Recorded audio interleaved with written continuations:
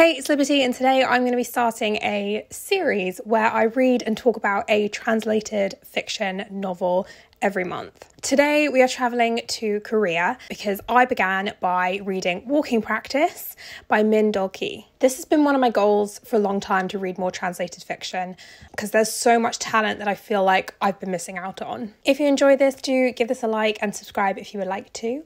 If you want to buy me a cup of tea, the link is below. And I'm going to get straight into it. So I randomly came across this on Scribd when I was sort of like looking for translated books. This is the first one that I found. I knew going in that Korean authors are really good at genre fiction, specifically like sci-fi, fantasy, horror, etc. This novel, Walking Practice, you could call it like, I guess, a psychological thriller or like a speculative sci-fi horror novel. If you see Walking Practice online, you'll probably see the little line, oh, this is Squid Game meets The Left Hand of Darkness. I've just got to say, like, treat everything with skepticism because it is nothing like Squid Game. The only thing that links Squid Game and Walking Practice is it's by a Korean author set in Korea. Also, I will say that I listened to the audiobook of this, and when I get to it, I will tell you a little bit more about that. It was a great choice for me personally. This book is written in first person. The audio version really added to the whole experience because it was a very intimate listening experience. You feel like someone is talking in your ear directly to you. I'm going to say this up front. This is not the book for you if you are someone who needs trigger warnings, and I will explain that. I'm going to read a list, and there's probably anything you would ever want to be warned about on here. If you don't want the warnings, I'm going to put a timestamp here for you to skip to. I'm going to give you time to pause or frantically try and stop me from speaking. There we go. This list is 100% going to get me pushed right down into the algorithm too, but okay. I've got the trigger warnings here. Sexual content, violence, body horror, murder, gore, eating humans, loads of bodily fluids, homophobia, hate crimes, sexual assault, body shaming, fat phobia, suicidal thoughts. Like, I'm not going to lie, there's probably way more that I've forgotten. And that is going to be such a weird list, a weird clip of me speaking out of context. I'm just going to hope that the algorithm doesn't punish me too much for that. So we're back now, getting into the plot. This book, as I said, is written first person, and it is written from the perspective of Mumu, who is a shape-shifting alien who has found themselves stranded on Earth after their ship crashed and is disabled by the Earth's gravity. Mumu is very intelligent, easily adapting to this new planet, and finding humans are good for two things: pleasure and food. Mumu uses dating apps to find their prey and sort of like does the whole meetup, does the sex, and then takes out their bag of instruments, chops them up, eats some, drinks blood, saves some for later. Without spoiling too much, Mumu essentially goes through this process quite a few times, encountering various difficulties along the way, including climbing God knows how many flights of stairs to get to someone, to struggling to eat hair. It's a whole thing. And even struggling to finish off a kill. So yeah, this is the kind of book we're talking about here. It's lots of body horror, lots of maybe disturbing visuals. So if you're sensitive to that, I've got to reiterate, this is not the book for you. This novel paints a portrait of what it means to be human and sort of fight for survival through the eyes of someone who is perceived to be different, who is literally different, who's an alien. Hopefully it's leading people to question people who are perceived as aliens in society, how that they are portrayed in fiction, how they are othered by society. This book speaks a lot to the queer experience, to the disabled experience, the autistic experience, and basically anyone who doesn't conform to society in some way. You can enjoy it on like many levels. On the surface level, it is a great story. It is incredibly engaging.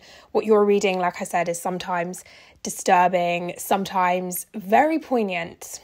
In terms of the writing style, it is very, very visceral. Obviously, this is translated fiction, so this is a sort of dual effort between the author and the translator. Both of them are playing a key part, and it's this partnership that makes a really good translated work. This translator did an amazing job. Her name is Victoria Caudle. She knocked this out of the park. Like, this is literally her first like novel length translation, and I'm very excited to see what else she's done. It's really hard to capture Korean language, like colloquialisms, and the way that certain parts of the book were sort of visually laid out because of the way like the Korean sentence is structured.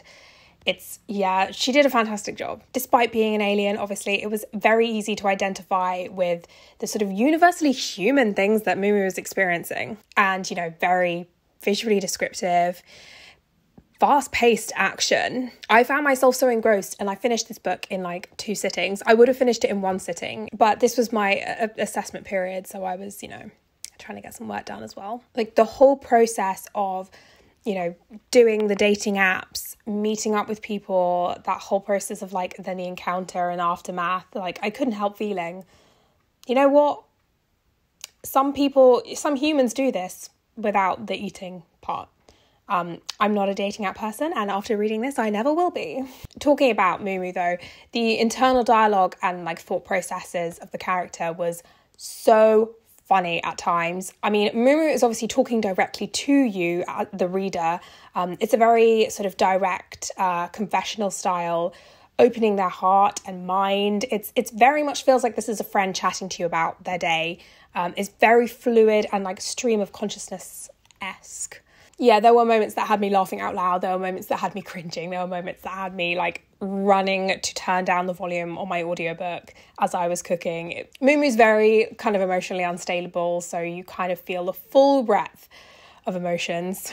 And then, you know, there's also like various levels under the story that get into issues that are really interesting and heartbreaking. You will have noticed that I use they to describe Mumu. Literally the start of the novel, when we first meet Mumu, they're questioning humans' obsession with like gender and sexuality, and like the whole binary nature of it. They shapeshift into men or women at will, and the species that Mumu is has no concept of sex or gender, which sort of allows us to take a look at, you know, our obsession with it in society and like why do we obsess over it the way that we do.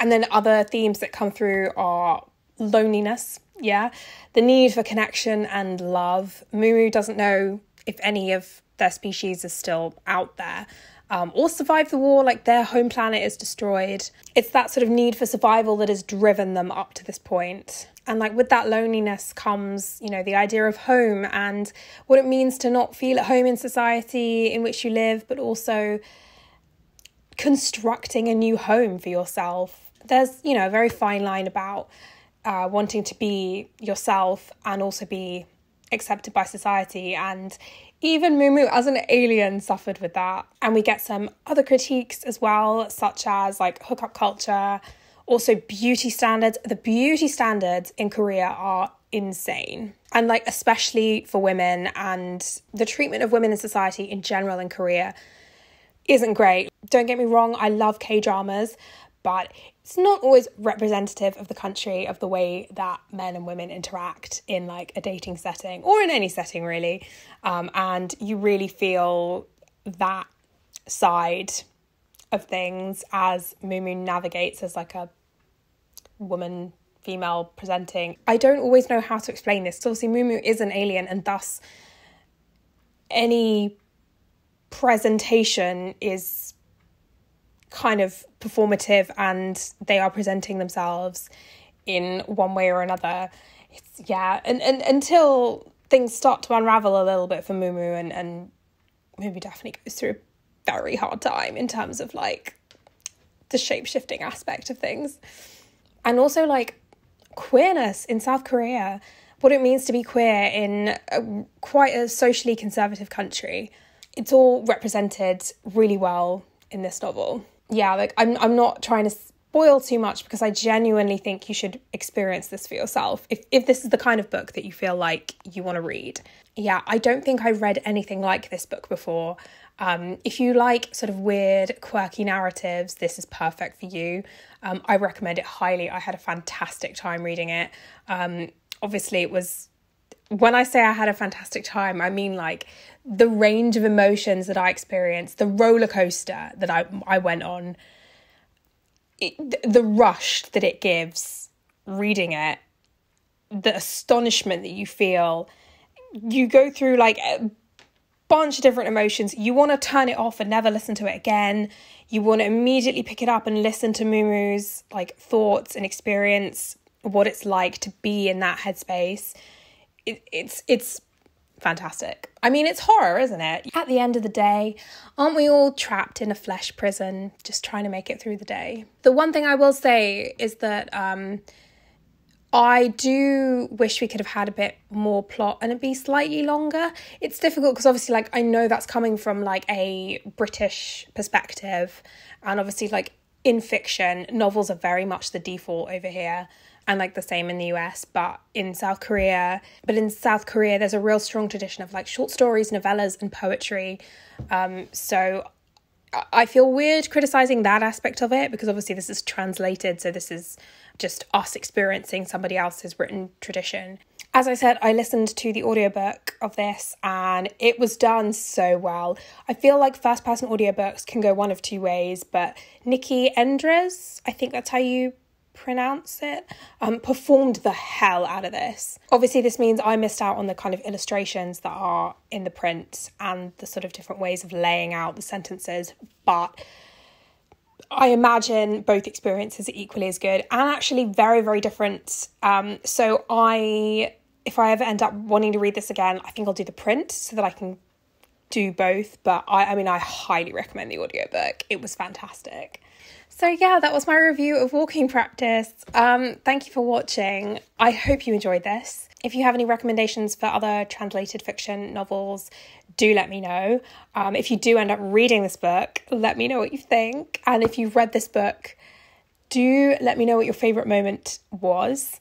I am filming this after the general election announcement in the UK, so I'm going to end this by saying that if you haven't registered to vote yet and you are in the UK, do register as soon as possible to get your voice heard.